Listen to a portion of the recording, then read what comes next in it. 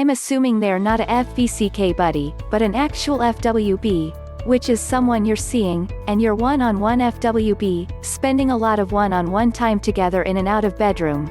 Not being social group FWB where most time is among mutual friends, otherwise, you most likely wouldn't be truly in love. Basically, you don't want to put the cart before the horse. What you want to do is just tell him that your feelings have grown a lot for him, you are about him, and you want his feedback on what he thinks about upscaling into actual dating.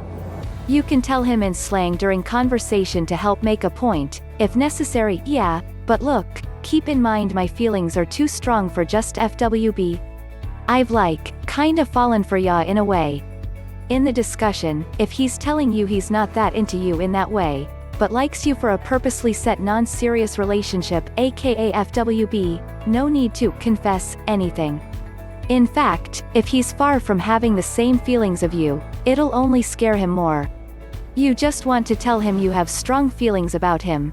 Don't make it some big on-stage crazy thing, and your focus isn't confessing anything, but talking to him about how it can't be just FWB, otherwise you two will have to call it off for at least a while because your feelings are too strong for something purposely super low-key on the romantic side. If he says he has feelings for you and that he wants to become a true item, great. But don't confess too early. It can make one lower their interest.